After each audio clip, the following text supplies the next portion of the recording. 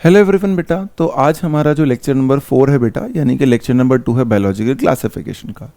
तो पहले वाले लेक्चर में आपने किंगडम मोनेरा के बारे में जाना था। काफ़ी सारी इंटरेस्टिंग बातें थी कि आर्कियोबैक्टीरिया की सेल वॉल में क्या अलग होता है, या जब हम देखते हैं तो आर्कियोबैक्टीरिया नाम क्यों दिया जाता है, 3 डोमेन 6 किंगडम कैसे हो जाती हैं, एरिस्टोटल की क्लासिफिकेशन के साथ क्या समस्याएं थी। आज हमारा फोकस किंगडम प्रोटिस्टा पे रहेगा। एक एक लाइन एक एक वर्ड मीनिंग को हम प्रोटिस्टा में ध्यान रखेंगे। तो देखिए लेक्चर नंबर 2 है बेटा। ये आपको मैं बार बार बताता ही हूँ कि फ्री कोचिंग है, कोई दिक्कत नहीं है, अपने तरफ से ये टीचर्स हैं जो आपको पढ़ाते हैं। अब अगर हम प्रोटिस्टा वर्ड को देखते हैं बेटा, तो प्रोटिस्टा वर्ड का मतलब सिंपल भाषा में होता है द वेरी फर्स्ट। कुछ लोग इसको इस तरीके से भी कहते हैं कि ये प्रिमिटिव रिलेटिव्स हैं किसके, एनिमल्स के। एनिमल्स के सबसे पुराने रिलेटिव्स यही माने जाते हैं। ये एक टर्म एनसीईआरटी में भी आएगा, अगर आप ध्यान से देखेंगे तो आपको वहाँ पर दिखेगा। इसके साथ एक दिक्कत ये है बेटा, जो यहाँ पर हमने मेंशन तो नहीं करा है, बट एक लाइन आपको हमेशा ध्यान रखनी है कि इसकी इस वाले किंगडम की अभी भी वेल डिफाइंड बाउंड्रीज नहीं है। आज भी हम इस किंगडम की बाउंड्रीज को वेल डिफाइन नहीं करते, यानी कि हो सकता है क्लाइमेडोमोनास किसी एक के लिए प्रोटिस्टो, दूसरे के लिए एल्गी हो। ये जो दिक्कत है ये आज भी इसमें एग्जिस्ट करती है। तो ये वहां पर भी आपको एनसीईआरटी में भी लिखा जाती है ये बात। फिर कहा जाता है सिंगल सेल यूकैरियोट है, पहले वाले प्रोकैरियोट। देखो यहाँ पे ये कैटेगरी है किंगडम और ये टेक्सा है प्रोटिस्टा। वेल डिफाइंड न्यूक्लियस होगा क्योंकि बेटा ये यूकैरियोट है। प्राइमरली एक्वाटिक, जनरली एक्वाटिक होते हैं। Forms link between Monera and fungi and plant and animal है ना। ये लिंक जैसे यूग्लेना इसमें एक होता है बेटा, वो प्लांट और एनिमल्स के बीच का लिंक होता है। ऐसे ही कह रहा है कि कनेक्टिंग लिंक्स इसमें बहुत सारे हैं, जिसमें दोनों के दो के फीचर्स पाए जा सकते हैं। फंगस के फीचर भी हो सकते हैं, जैसे अभी आप देखोगे तो सेप्रोफिटिक ग्रोथ भी आपको कहीं कहीं पर यहाँ इसमें दिख जाएगी। तो इसलिए कह रहा है कि कनेक्टिंग लिंक्स हो सकते हैं, दो को जोड़ने वाले हो सकते हैं। कुछ प्रोटिस्ट ऐसे होते हैं बेटा, जो आपको एनसीईआरटी में बताया जाएगा कि कुछ प्रोटिस्ट के पास क्या होता है, सीलिया और फ्लैजिला होता है, और कुछ के पास भाई नहीं भी होता है। जैसे डाइनोफ्लैजिलेट्स, यूग्लिनॉइड्स, इनके पास आपको दिखेगा कि फ्लैजिला है। पैरामीशियम के पास सीलिया है। लेकिन प्लाज्मोडियम जो पैरासिटिक प्रोटोजोन है, वो वाला जो प्लाज्मोडियम वाइवेक्स है, उसके पास सीलिया फ्लैजिला नहीं है। वो लोकोमोशन नहीं करता है ना, उसको होस्ट चाहिए होते हैं इधर उधर जाने के लिए, या वेक्टर चाहिए होता है। तो देखो ये यहाँ पर आपको बता रहा है कि सीलिया फ्लैजिला कुछ में होंगे और कुछ में नहीं होंगे। रिप्रोडक्शन जब भी प्रोटिस्टा को करनी होगी बेटे, तो वो सेक्सुअली भी कर सकता है और एसेक्सुअली भी कर सकता है। तो एसेक्सुअली करनी होती है तो वो लिखता है कि एसेक्सुअल के केस में, या सेक्सुअल जब करनी होती है तो वो कैसे करते हैं, या तो सेल फ्यूजन से कर लेंगे, और सेक्सुअल में तो जाइगोट फॉर्म होता ही है, तो जाइगोट फॉर्मेशन से कर ली जाएगी। तो ये एक बहुत सिंपल सी बात वो हमें वहां पर समझाता है कि भैया इसमें रिप्रोडक्शन जो है वो दोनों तरीके की देखी जा सकती है, एसेक्सुअल भी और सेक्सुअल भी हो सकता है प्रोसेस। जो पहला इंटरेस्टिंग ग्रुप इसके अंदर आता है बेटा, उसे कहते हैं क्राइजोफाइट्स। क्राइजो का मतलब हमेशा ध्यान रखना है, क्राइजो का मतलब होता है गोल्डन, और फाइट्स का मतलब तो प्लांट है यार, है ना, गोल्डन प्लांट्स। इस ग्रुप में क्या क्या पाया जाता है, तो भैया इस ग्रुप में डायटम्स और डेजमिड्स पाए जाते हैं। डेजमिड्स के साथ आपकी एनसीईआरटी में एक वर्ड लिखा होता है गोल्डन एल्गी, ठीक है। और डेजमिड्स का बेसिक सा मतलब होता है डम्बल शेप। क्या मतलब होता है बेटा, इसकी शेप कैसी होती है, डम्बल शेप का होता है ये। तो ये हमें थोड़ा सा वर्ड मीनिंग जब पता चल जाता है तो हमें उस चीज़ के बारे में जानकारी रखना क्या हो जाती है बेटा, थोड़ी आसान हो जाती है। ये फ्रेश वाटर भी हो सकता है और ये मेराइन वाटर, दोनों में पाया जाता है। तो कुछ कुछ क्राइजोफाइट्स के बारे में एक्स्ट्रा बातें भी हैं, देखो जो हमने डायरेक्टली यहाँ पे तो नहीं लिखी हैं, बट मैं आपको अगली स्लाइड दिखाता हूँ। तो वो कहते हैं कि भैया ये जो है क्राइजोफाइट्स वाले लोग फ्रेश और मेराइन वाटर, यानी जो इसकी हैबिटेट है बेटा, ये फ्रेश वाटर में भी हो सकता है और ये मेराइन वाटर में भी हो सकता है, राइट। कैसे होते हैं ये लोग, ये लोग माइक्रोस्कोपिक होते हैं। कैसे होते हैं बेटा, ज्यादातर लोग माइक्रोस्कोपिक होते हैं, यानी नेक्ड आई से अगर हम इनको देखने जाएंगे तो ये नहीं दिखेंगे। और कहते हैं कि ये प्लैंक्टॉन्स होते हैं। प्लैंक्टॉन्स का मतलब होता है जो पैसिवली फ्लोट करते हैं, जो पैसिवली फ्लोट करते हैं along the water currents. Water current का मतलब होता है जो नेचुरल फ्लो ऑफ वाटर है उसके साथ ये कैसे मूव करते हैं, जिस तरफ उसका नदी का बहाव होगा उसी तरफ ये भी मूव कर जाएंगे। इसलिए वहाँ लाइन लिखी होती है कि पैसिव फ्लोट या प्लैंक्टॉन्स अलोंग वाटर करंट्स।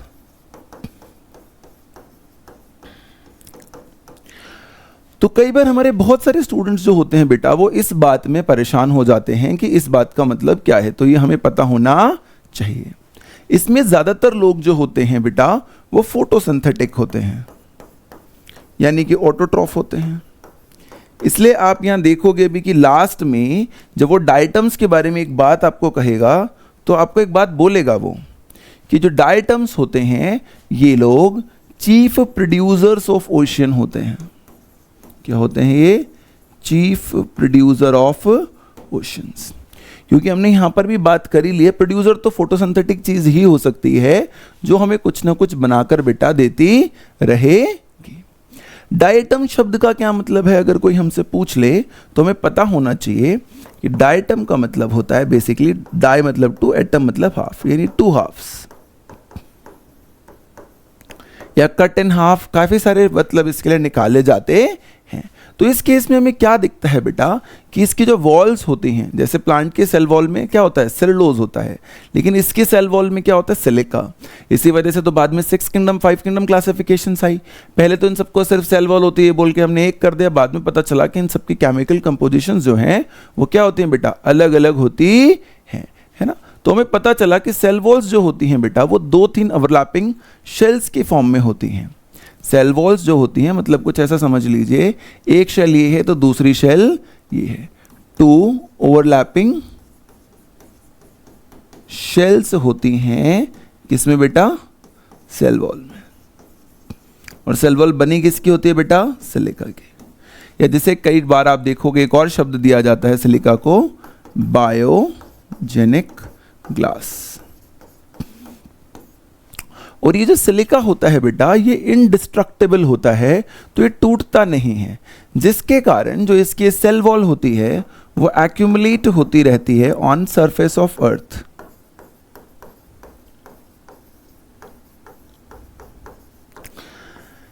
कई बार बच्चा पूछ लेता है भैया ये टूटता ही नहीं है क्या, पूरा ही नहीं? नहीं, सिर्फ सेल वॉल नहीं ब्रेक होगी, बाकी जो इसके सिलिका के अलावा जो बाकी ऑर्गेनिक कंपोनेंट्स हैं, प्रोटीन हो गए, पॉलीसेक्राइड्स हो गए, उनको आफ्टर डेथ एंजाइम्स जो होते हैं बेटा वो बहुत ही आराम से तोड़ देते हैं। और इसी कहानी को हम लोग जब भी एक्यूमुलेट हो जाता है तो डाई एटमीशियस अर्थ कहते हैं। क्या कहते हैं बेटा? डाई एटमीशियस अर्थ। अब क्योंकि इसका टेक्सचर जो है वो एनसीईआरटी वाले लिखते हैं कि ग्रिटी होता है, ऐसी मिट्टी का टेक्सचर जहाँ पर इकट्ठे होते रहते हैं समुद्र के नीचे, ग्रिटी होता है। ग्रिटी का मतलब होता है कोरस या सैंडी बेसिकली, कि जिससे घिसकर आप किसी चीज़ को पॉलिश कर सकते हो, कुछ ऐसा। इसलिए वो लिखता है बेटा कि ये जो डायटमिशियस अर्थ है, यहाँ जो सॉयल होगी यूज्ड इन पॉलिशिंग, फिल्टरेशन, है ना, इन सारी चीजों में इसका इस्तेमाल जो है बेटा वो पाया जाता है। Polishing, filtration of oil, syrups, इन सब चीजों में डायटम्स का जो है बेटा काफी सारा इस्तेमाल हमने देखा है। बट ये 1-2 दिन में नहीं बनता, इतना इसका हिस्सा बिलियंस ऑफ ईयर्स में ये चीज हमारे पास बनकर आती है। तो यहाँ इंपॉर्टेंट बात क्या है बेटा कि एक माइक्रोस्कोपिक है ये, बहुत बार बच्चे को लगता है बैक्टीरिया के अलावा कोई माइक्रोस्कोपिक है ही नहीं। दूसरी बात डायटमिशियस अर्थ वाली, और तीसरी बात चीफ प्रोड्यूसर ऑफ ओशन वाली, जो मैंने आपको थोड़ी देर पहले बताई थी। वो क्वेश्चन भी आपसे बहुत बार पूछा जाता है। इसके अलावा जो अगला ग्रुप है बेटा हमारे पास, उसे हम लोग बोलते हैं डाइनोफ्लैजेलेट्स। क्या बोलते हैं? डाइनोफ्लैजेलेट्स। तो ये देखो 2 फ्लैजेला आपको दिख ही रहे होंगे भाई, ये ऐसे ग्रूव्स जैसे स्ट्रक्चर्स भी दिख ही रहे होंगे, डिप्रेशंस भी दिख ही रही होंगी, है ना, और फ्लैजेलास भी दिख ही रहे होंगे एक रिप्रेजेंटेशन के तौर पे। तो इसमें जब हम बात को ध्यान देते हैं तो हमें बताया जाता है कि ये देखो लिखा भी हुआ है, overlapping shells embedded with silica, diatomaceous earth, ये वही बात लिखी है जो हम ऑलरेडी पढ़कर आए हैं। फिर डाइनोफ्लैजिलेट्स जो होते हैं बेटा वो मोस्टली कैसे होते हैं, मेराइन होते हैं। ठीक बात है, इसमें भी कोई दिक्कत नहीं, वहाँ फ्रेश और मेराइन दोनों थे या मेराइन है। ये अलग अलग कलर के हो सकते हैं डिपेंडिंग अपॉन इनकी बॉडी में कौन सा पिगमेंट है। एनसीईआरटी में लिखा होता है कि अलग अलग कलर के होंगे, राइट, बेस्ड ऑन की मेन पिगमेंट इनके शरीर में क्या होगा। इनकी सेल वॉल में स्टिफ सेलुलोज प्लेट्स होती हैं। क्या होती हैं बेटा, स्टिफ सेलुलोज प्लेट्स। कहां पर, इन सेल वॉल। तो देखो इसको देखते हैं। तो हमारा जो डाइनोफ्लैजिलेट्स है बेटा, हमने क्या सीखा, हमने सीखा डाइनोफ्लैजिलेट्स के अंदर जो सेल वॉल है वो स्टिफ सेलुलोज प्लेट्स की बनी होती है। ठीक बात है, यही बात सीखी हमने, राइट। फिर वो कहता है कहां पर है ये चीज, on outer surface. Cell wall generally होती है आउटर सरफेस की तरफ है, तो ये बात भी हमें आराम से समझ में आ जाती है। कहते हैं कि जो स्टिफ सेलुलोजिक प्लेट्स होती हैं बेटा, या जो ऑर्गेनिज्म होता है, इसमें 2 फ्लैजिलाज होते हैं। कितने फ्लैजिला होते हैं, इसलिए तो डाइनोफ्लैजिलेट नाम है, क्योंकि इसके पास कितने फ्लैजिला हैं, 2 फ्लैजिला हैं। लेकिन पहले वाले के पास तो फ्लैजिला नहीं था, तभी तो वो जो हमारा हम क्रायोजोफाइट्स कह रहे थे बेटा, उसमें हम बोल रहे थे ना ये तो पैसिवली फ्लोट करेगा। इसका क्या मतलब है, इसका ये मतलब भी तो है कि इसके पास सीलिया या फ्लैजिला इस ग्रुप में नहीं होगा, यानी जो पावर मोटर इंजन्स होने थे वो नहीं है, तभी तो ये मूव नहीं कर पा रहा against the current, water current है ना। कहते हैं भाई इसमें 2 फ्लैजिला होते हैं, ये बात बिल्कुल ठीक है। एनसीईआरटी के डायग्राम में भी आपको ऐसे डिप्रेशन टाइप चीजें इसमें नजर आएंगी। अब वो एक बड़ी इंटरेस्टिंग बात कहता है कि सेल जो होता है हमारा यूनिसेलुलर तो है ही, ये सेल हैज बीन, ये सेल इज डिवाइडेड बाय, उसको छोटे छोटे टुकड़ों में या डिप्रेशंस में जो बांट कर रखता है उसको हम बोलते हैं बाय ग्रूव्स या फरोज, है ना। जो उसमें डिप्रेशन हमें अभी डायग्राम में भी दिखे थे या एनसीईआरटी के डायग्राम में भी टॉप पर दिखते हैं। ये जो ग्रूव्स या फरोज होते हैं बेटा, ये 2 होते हैं, एक होता है ट्रांसवर्स फ्लैजिलम और दूसरा होता है बेटे लॉन्गिट्यूडनल सल्कस। और इन ग्रूव्स और जो ये हमारे फरोज होते हैं, here flagella resides, here flagella sits. तो इसलिए बोलते हैं 2 फ्लैजिला होते हैं, जो ट्रांसवर्स फ्लैजिलम के पास है वो ट्रांसवर्स फ्लैजिला, लॉन्गिट्यूडनल सल्कस के पास जो सेट होगा वो लॉन्गिट्यूडनल फ्लैजिला कहलाएगा। इसलिए वो बोलता है 2 जगह फ्लैजिलाज होंगे, एक लॉन्गिट्यूडनल और एक क्या होता है बेटा, ट्रांसवर्स, है ना। और भैया क्योंकि ये आउटर सरफेस पर ही था ये सारा सिस्टम, तो इसलिए एक और लाइन कई टेक्स्ट बुक्स में लिखी होती है कि flagella is wrapping around the cell. तो आई होप ये बात भी हमें यहाँ पर क्लियर हो जानी चाहिए। फिर यहाँ पर एक बड़ा इंटरेस्टिंग एग्जाम्पल होता है बेटा, जिसको हम लोग बोलते हैं, ये रहा गोनी एयोलॉक्स। देखो ये लिखा हुआ 2 फ्लैजिलस। गोनी एयोलॉक्स का क्या मतलब होता है, तो वो बोलते हैं कि गोनी मतलब होता है एंगल और एयोलॉक्स मतलब जॉइंट्स, यानी जो ये प्लेट्स आपस में जुड़ी हुई हैं, स्टिफ सेलुलोजिक जो प्लेट्स है बेटा, वो एक एंगल पे जुड़ी हुई है एक दूसरे से, पूरी ओवरलैप नहीं है। रीजन स्टिफ है वो, है ना, वो स्टिफ है यानी फ्लेक्सिबल नहीं है, तो एक दूसरे से एंगल पर ही वो ज़्यादा चांसेस हैं कि अटैच हो रखी होंगी। इसी कारण से हमें यहाँ पर ये दिक्कत आती है या समझ आता है कि एंगल्ड हैं चीज़ें और इसका एंगुलर अपीयरेंस होता है। कैसा अपीयरेंस होता है इस ऑर्गेनिज्म का,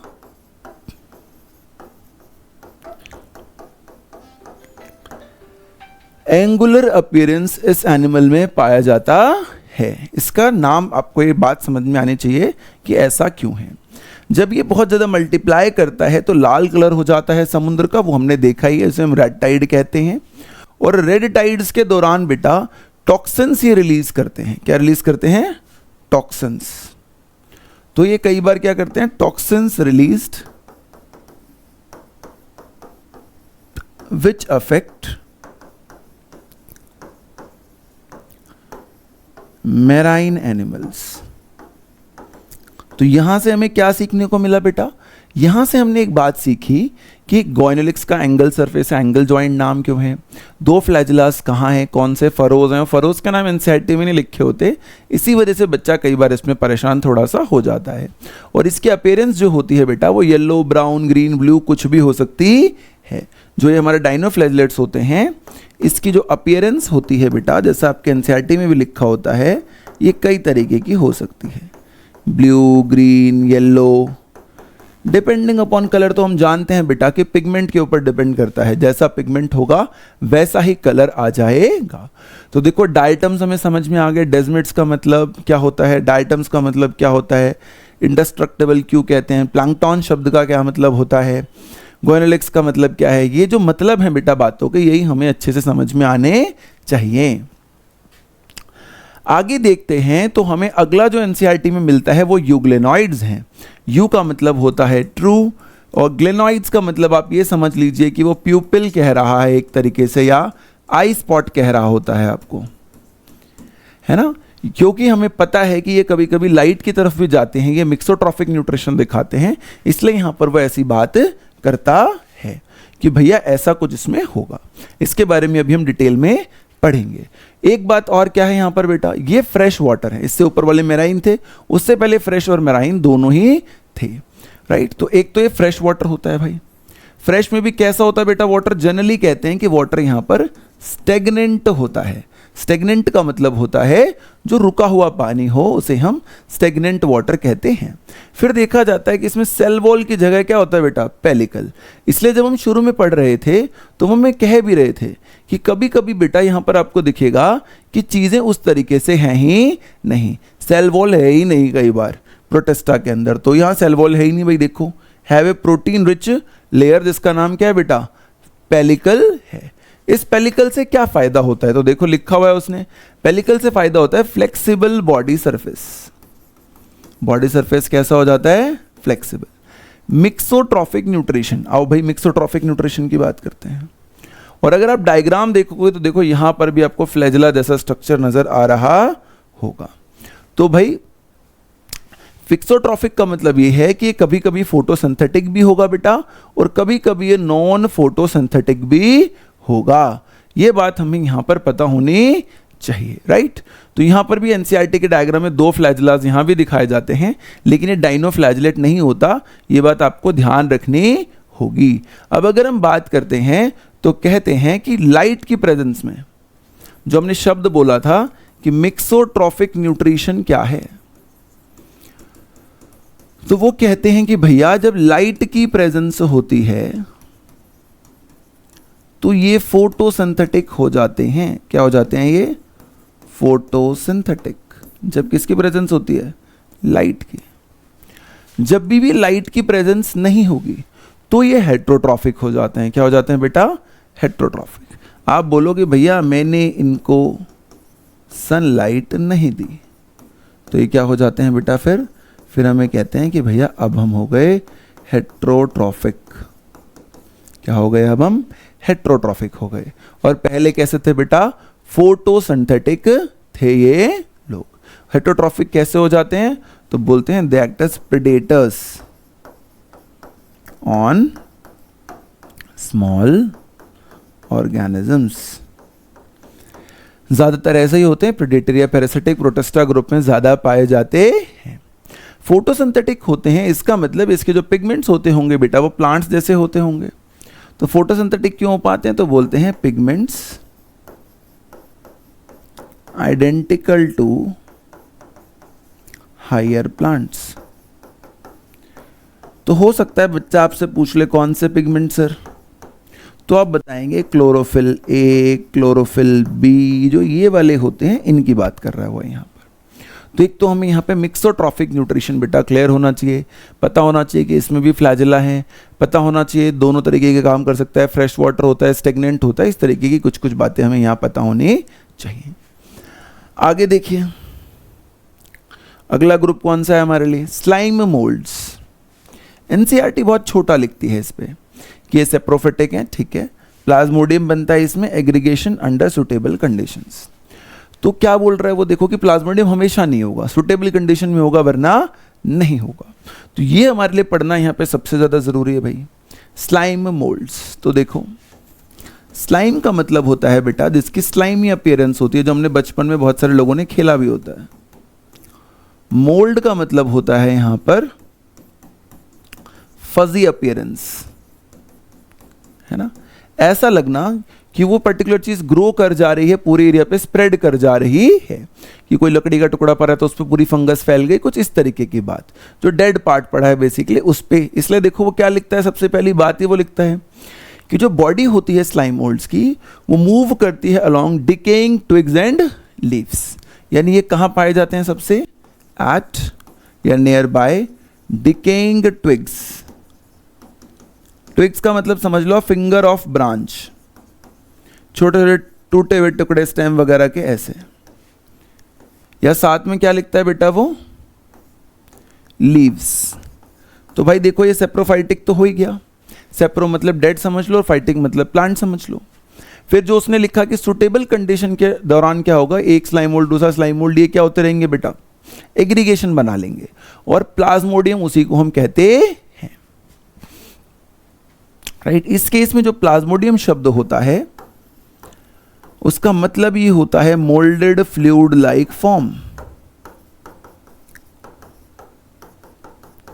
फ्लूइड लाइक फॉर्म। ये जो होता है बेटा ये उस वाले प्लाज्मोडियम से अलग होता है। देखो ये क्या है, ये एक लाइफ स्टेज है, एक सेप्रोफिटिक प्रोटिस्टा के एक स्टेज ऑफ लाइफ साइकिल है जब कंडीशंस फेवरेबल होंगी।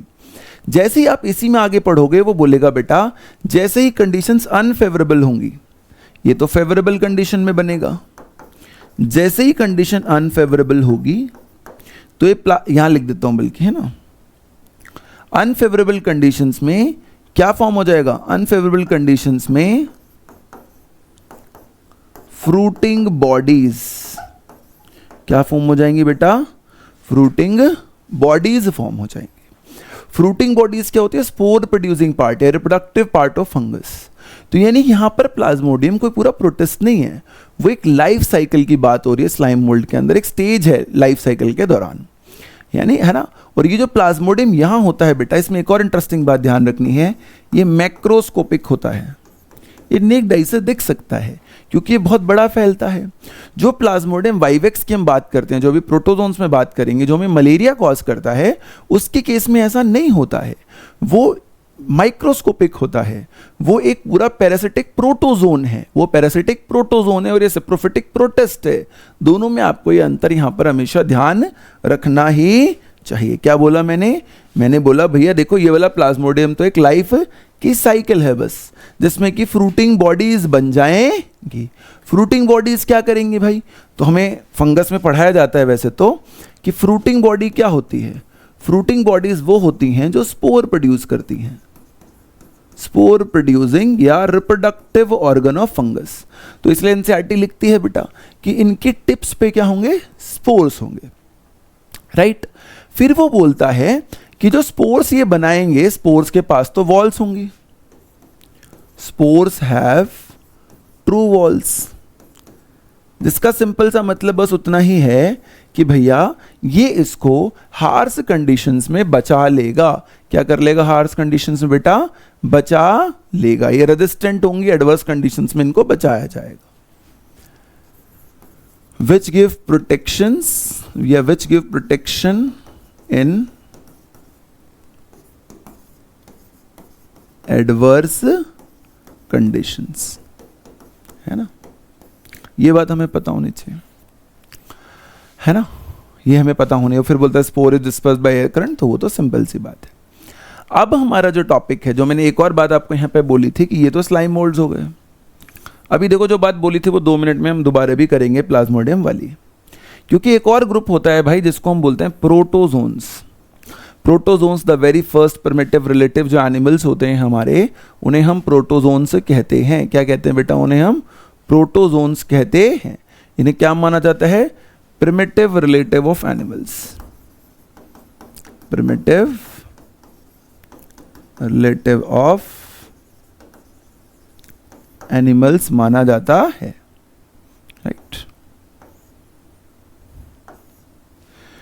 प्रिमिटिव मतलब पुराने जमाने के, ज़्यादातर जो प्रोटोजोन्स होते हैं बेटा वो लिखा जाता है कि ये हेट्रोट्रॉफ्स होते हैं।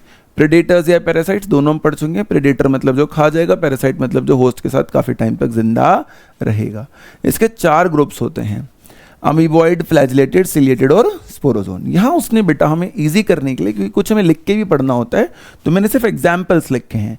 पहले पकड़ते हैं पहले वाले को, दैट इज अमीबॉइड। अमीबा का मतलब मैंने आपको मोनरा पढ़ाते वक्त बताया था, उससे पहले हम क्लासिफिकेशन सिस्टम पढ़ रहे थे कि अल्टरेशन, इसमें बार बार क्या आते रहते हैं, चेंज आते रहते हैं।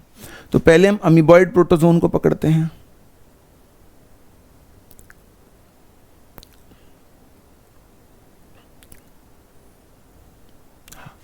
तो सबसे पहले हम पढ़ेंगे बेटा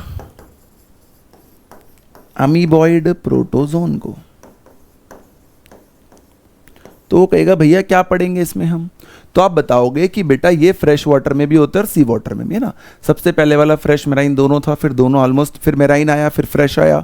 अब जो हमारे पास ग्रुप आ रहा है मेराइन फ्रेश मतलब डाइनोफ्लैजेलेट्स एंड यूग्लिनोइड्स, अब जो हमारे पास ग्रुप आ रहा है वो अमीबॉइड प्रोटोजोन का है, तो बोलते हैं फ्रेश वाटर में भी होता है और सी वाटर में भी या मेराइन भी होता है। शायद आपने पढ़ा भी होगा कि भैया जो अमीबा होता है वो तो होता है फ्रेश वाटर वाला, है ना, जिसमें कि आपने पढ़ा होगा शायद कि कॉन्ट्रैक्टाइल वैक्यूल भी होता है। लेकिन जो एंट अमीबा होता है बेटा वो कैसा होता है, वो मेराइन वाला होता है और उसमें नहीं होती हैं चीजें, राइट। अमीबा जो होता है बेटा वो फ्री लिविंग होता है, लेकिन ये बेचारा पैरासिटिक होता है। आपने देखा भी होगा कि ह्यूमंस में एंट अमीबा हिस्टोलिटिका होता है, ह्यूमरल डिजीज 12th में हम पढ़ेंगे कि हमारे इंटेस्टाइन में होता है और हमें काफी नुकसान पहुंचाता है। अमीबा काम कैसे करता है ये हम सब ने कभी ना कभी पढ़ ही रखा है बेटा। क्या पढ़ रखा है अमीबा के बारे में हम सब ने कभी ना कभी, कि अमीबा सूडोपोडिया बनाता है, राइट। एक लाइन जो यहां लिखता है वो एक्स्ट्रा, वो ये लिखता है एनसीईआरटी में कि मेराइन फॉर्म्स जो होती हैं have silica on their surface, ये लिखा जाता है, ये एक्स्ट्रा बात है। सिलिका बच्चा जनरली सिर्फ वहां से रिलेट करता है, वरना क्राइजोफाइट से, गोल्डन प्लांट से। बट यहां पर आपको ध्यान रखने की एनसीईआरटी इस बात को भी लिखता है ना। जैसे कि वो बोलता है कि भैया आप एंट अमीबा को, इस बारे में हम एंट अमीबा को पकड़ सकते हैं कि एंट अमीबा के पास इस तरीके की चीजें पाई गई हैं कि वो ऐसे काम करेगा, राइट। इसके बाद देखिए बेटा फिर आता है फ्लैजिलेटेड प्रोटोजोन। क्या आता है बेटा, फ्लैजिलेटेड प्रोटोजोन, राइट। फिर क्या आता है बेटा, फिर आता है फ्लैजिलेटेड प्रोटोजोन, है ना। तो हमें पता चल गया एंट अमीबा पैरासिटिक होती है, ये बात मैंने आपको पहले बता दी, तो एनसीईआरटी में बाद में लिखी हुई है। फ्लैजिलेटेड का मतलब क्या होगा भाई, इनके पास फ्लैजिला होगा। ये दो तरीके के हो सकते हैं, they could be free living के आराम से घूम रहे हैं, या फिर पैरासिटिक। दोनों का मतलब हमें पता ही है। इसका जो एग्जाम्पल होता है वो बड़ा इंटरेस्टिंग होता है। इसके एग्जाम्पल में हम कहते हैं ट्रिपनोसोमा। ट्रिपनो वर्ड का मतलब होता है बोरर और सोमा का मतलब होता है बॉडी। ऐसे समझ लो बेटा इसको कि भैया जैसे मैं मेटल स्क्रू अगर कहीं घुसा रहा हूं तो उसे रोटेट भी करना पड़ेगा उस लकड़ी के अंदर, और अंदर की तरफ मूव भी करना पड़ेगा, तभी वो मेटल स्क्रू हथौड़े की मदद से, हाथ की मदद से अंदर जा पाएगा। उस मूवमेंट के कारण इसे बोरर बॉडी कहते हैं, क्योंकि ऐसे ही मूव करता है पैरासिटिक जब होता है या फ्री लिविंग होता है। इसी के कारण इसे कॉर्क स्क्रू मोशन भी कहा जाता है। कौन सा मोशन कहा जाता है बेटा, कॉर्क स्क्रू मोशन। क्या कॉज करता है ये, कॉजेज स्लीपिंग सिकनेस, यानी शायद नींद में दिक्कत करेगा। इन सब के भी अपने अपने वेक्टर्स होते हैं बेटा, बट वो हमारे फिलहाल के सिलेबस से बाहर की बात है, वो हमसे नहीं पूछा जाएगा। तो देखो दो पढ़ लिए हमने बेटा, सिलिएटेड पढ़ लिया और फ्लैजिलेटेड, सॉरी अमीबॉइड और फ्लैजिलेटेड। अब आ गया सिलिएटेड, है ना, स्पेलिंग ठीक है। तो देखो सिलिएटेड प्रोटोजोन जो होता है उस पर एक दो बार क्वेश्चन भी एग्जाम में आ चुका है। अभी आप PYQ देखोगे तो आपको पता भी चल जाएगा, एग्जाम्पलरी क्वेश्चन देखोगे तो आपको पता भी चल जाएगा कि कौन से हिस्से से ज़्यादा क्वेश्चंस आए हैं। अब सीलिया या फ्लैजिला है तो ऑब्वियसली ये प्लैंकटन नहीं होंगे, ये एक्टिव होंगे। प्लैंकटन एक बहुत ब्रॉड टर्म होता है बेटा, ये भी ध्यान रखिएगा, है ना। उसमें कोई भी चीज़ जो वाटर के अलॉन्ग फ्लो करती है, वो बैक्टीरिया भी हो सकती है, प्लांट भी हो सकते हैं, और कुछ छोटे छोटे एनिमल्स भी माइक्रोस्कोपिक हो सकते हैं। फाइटोप्लैंकटन एक और शब्द आपने सुना होता है। फाइटोप्लैंकटन मतलब वो प्लैंकटन जो ऑटोट्रॉफ्स होंगे, जो एक्वाटिक फूड चेन के बेस पे काम करेंगे, प्रोड्यूसर की तरह काम करेंगे, वो फाइटोप्लैंकटन से। तो दोनों शब्दों को आप समझिएगा। प्लैंकटन एक अम्ब्रेला टर्म होता है। ये एक्टिवली मूविंग ऑर्गेनिजम्स होते हैं भाई, क्योंकि इसमें सीलिया होती है। क्या होते हैं इसमें? ये एक्टिवली मूविंग ऑर्गेनिजम्स होते हैं, क्योंकि इनके पास सीलिया होती है। सही बात है। दूसरी बात वो आपको यहां पर बताते हैं, कैविटी और गुलेट होता है इनके पास। भाई आपके पास तो माउथ है, माउथ एक मल्टी सेलुलर स्ट्रक्चर है, वो तो यूनिसेलुलर ऑर्गेनिज्म है, उसके पास मल्टी सेलुलर स्ट्रक्चर नहीं हो सकता। उनके पास एक ओपनिंग होती है, जो कि हमारा माउथ तो बंद खुल करता है, परमानेंट ओपनिंग होती है टुवर्ड्स आउटसाइड। उसी को क्या कहते हैं बेटा? ग्यूलेट कहते हैं, या इसको कई बार हम बोलते हैं ancestor of mouth, evolutionary ancestor of mouth. ये ऐसी टर्म है, पूछेगा कोई नहीं आपसे। इंटरेस्ट बनाने के लिए आप इस तरीके से चीज़ को याद रख सकते हैं, राइट। सीलिया जो होता है वो कोऑर्डिनेटेड मूवमेंट करता है, आपने सेल चैप्टर में ही पढ़ा होता है, आप आगे पढ़ेंगे भी। फ्लैजिला विप लाइक मूवमेंट करता है। तो कहते हैं सीलिया जो होता है वो कोऑर्डिनेटेड मूवमेंट करता है। और वाटर लेडन जो फूड होता है, क्या होता है बेटा? Water laden with food to be stirred into the gullet. अब जो स्टर्ड इनटू द गलेट शब्द होता है, उसका क्या मतलब होता है? स्टर्ड वर्ड का मतलब होता है जैसे आप घुमाते हो या मिक्स करते हो चीजों को। किसको? Coffee with spoon. Coffee with spoon, आप ऐसे ही समझ लो बस कि आपने कॉफी मिक्स कर दी है स्पून के साथ। बिल्कुल ऐसे ही सीलिया की मूवमेंट होने से फूड जिसमें थोड़ा बहुत पानी भी इन्वॉल्व है, वो गलेट के अंदर मिक्स हो जाता है, फिर lower part of the body पे चला जाता है। इस ग्रुप का जो एग्जाम्पल है बेटे, वो कौन है? इस ग्रुप का एग्जाम्पल होता है पैरामीशियम। ये हमने 9th-10th में छोटी क्लास में पढ़ा होता है कि इसके पास 2 न्यूक्लियस होते हैं, माइक्रो और मैक्रो। छोटे वाले से ये रिप्रोडक्शन करता है और बड़े वाले से वेजिटेटिव फंक्शंस करता है। Last is sporozoans. मैंने पहले ही बताया था बेटा, इसके पास कोई मूवमेंट वाला स्ट्रक्चर नहीं होता। पहले वाले लोग सूडोपोडिया करते हैं, फिर सीलिया, फिर फ्लैजिला, बट इसके पास कोई लोकोमोशन का साधन नहीं होता। इसको हम स्पोरोजोन के नाम से जानते हैं। किस नाम से जानते था? स्पोरोजोन। क्या नहीं है इसके पास? नो लोकोमोशन, है ना। क्या नहीं है इसके पास? लोकोमोशन नहीं है। इसमें क्या होता है? पढ़ा होगा आप लोगों ने, जब प्लाज्मोडियम बाइट करता है वाइवेक्स हमें, तो हमारी बॉडी में क्या छोड़ता है? वो स्पोरोजोइट छोड़ता है। इसलिए लिखा जाता है कि इन्फेक्शियस स्पोर लाइक स्टेज होती है इनके साइकिल में। इसका जो सबसे इंटरेस्टिंग एग्जाम्पल होता है, उसे हम कहते हैं बेटा प्लाज्मोडियम वाइवेक्स। ये बेसिकली क्या है बेटा? पैरासिटिक प्रोटोजोन है, जिसका स्टैगरिंग इफेक्ट, स्टैगरिंग का मतलब होता है डिफिकल्ट टू बिलीव, इतना ज्यादा खराब इफेक्ट है कि हम बता भी नहीं सकते हैं। तो स्पोरोजोन्स क्या होते हैं हमें पता होना चाहिए। सिलिएटेड प्रोटोजोन्स क्या होते हैं, फ्रूटिंग बॉडीज का क्या है, फ्लैजिलेटेड प्रोटोजोन का क्या है, अमीबॉइड प्रोटोजोन का क्या है, मिक्सोट्रॉफिक न्यूट्रिशन, स्लाइम मोल्ड्स, और उधर प्लाज्मोडियम, ये वाला और उस वाले में क्या अंतर है? तो मैंने अब आपको थोड़ी देर पहले भी बताया था बेटा कि ये वाला जो होगा प्लाज्मोडियम, ये माइक्रोस्कोपिक होगा, वो मैक्रो है, वो एक लाइफ साइकिल की स्टेज है, ये पूरा एक अपने आप में ऑर्गेनिज्म है। अब कुछ क्वेश्चंस देखते हैं जो एनसीईआरटी में है या पीवाईक्यू में है। What is the nature of cell wall in diatoms? तो हमने पढ़ा था सिलिशियस होती हैं, तो देखो वही लिखा हुआ है, इससे डायटमिशियस अर्थ बनेगा। फंक्शन के तौर पे वही फिल्ट्रेशन, सिरप वगैरह की बात आ जाएगी। Term algal Bloom and red tides, है ना। रेड टाइड्स हमने पढ़ा था, डाइनोफ्लैजिलेट्स के कारण होते हैं, उनके एक्सेसिव ग्रोथ के कारण, और वो टॉक्सिन्स होते हैं for marine organisms. Algal Bloom की अगर हम बात करते हैं तो ये अभी हमें अगले चैप्टर में पढ़ाया जाएगा, बट यहाँ क्वेश्चन एनसीईआरटी दे देती है। तो अगर हमारी प्लैंक्टोनिक एल्गाई जो है, यानी कि जो मूव करती है अलोंग द वाटर करंट, उसकी वैल्यू बहुत ज़्यादा बढ़ जाए और ऐसे काई काई छप जाए पूरे, जो हमने कई बार देखी होती है पानियों में, उसको बोलते हैं हम एल्गल ब्लूम। इसके कारण क्या हो जाता है, ऑक्सीजन एक्सचेंज गिरता है, तो डेथ होने के चांस हो जाते हैं वहाँ पर ऑर्गेनिजम्स के बहुत ज़्यादा, या वहाँ पर मिनरल्स की वैल्यू बढ़ जाती है, बीओडी घट जाती है, बायोकेमिकल ऑक्सीजन डिमांड बढ़ जाती है, उसे ही हम यूट्रॉफिकेशन कहते हैं, डेथ ऑफ द लेक कहते हैं। फिर देखो बेटा 4 स्टेजेस कौन से प्रोटोजोआ के, तो अभी आपने पढ़ा है amoeboid, flagellated, ciliated and sporozoan, वही चारों यहां पर दोबारा उसने सेम लिखे हैं। फिर क्वेश्चन है what are the characteristics of euglenoids, तो हमने अभी पढ़ा था बेटा कि इसमें फ्लैजिला होता है, इसमें पेलिकल होता है सेल वॉल की जगह पे, इसमें मिक्सोट्रॉफिक न्यूट्रिशन होता है, देखो वही नाम सेम लिखे हैं।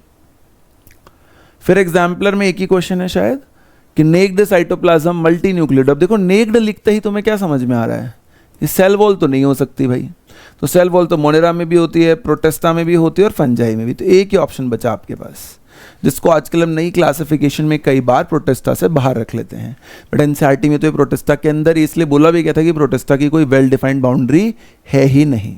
तो यहाँ पर ये थोड़ा सा कंफ्यूजिंग क्वेश्चन है, बट एग्जाम्पलर में है तो आना चाहिए। नीट को देखते हैं तो which the following are known as chief producer oceans, diatoms हमने पढ़ा था। Ciliates differ from other in, तो मैंने थोड़ी देर पहले बताया था पैरामीशियम में 2 न्यूक्लियाई होते हैं बेटा, कॉन्ट्रेक्टाइल वैक्यूल तो अमीबा में पढ़ा था, है ना, फ्लैजिलेटेड फ्लैजिला में होगा, सीलिएटेड में नहीं होगा, और सूडोपोडिया भी अमीबा में होगा, तो आंसर करना आसान हो गया। ये आप लोगों के लिए बेटा एक नोटिस है कि काउंसलिंग में अगर आपको कोई भी हेल्प चाहिए हो तो आपसे रिक्वेस्ट है कि आप एस्पायर वर्टेक्स की हमारी ऐप डाउनलोड करके वहाँ से हमसे कांटेक्ट कर सकते हैं, राइट। या फिर आप फ़ोन नंबर पे व्हाट्सएप पे अपने क्वेश्चंस वगैरह भेज सकते हैं, या ये पीडीएफ चाहिए हो या क्वेश्चंस चाहिए हो तो आप वहाँ पर भी ले सकते हैं। और ये सारे माध्यम है जिससे आप हमें पहुँच सकते हैं, इन सब की काउंसलिंग के लिए आप हमसे हेल्प ले सकते हैं, राइट। किंगडम फंगाई बेटा हम अगली क्लास में करेंगे, तो होपफुली आपको बेटा आज की क्लास में भी काफ़ी कुछ समझ में आया होगा। अब हम दोबारा मिलेंगे अगली क्लास में। Thank you so much for watching the video.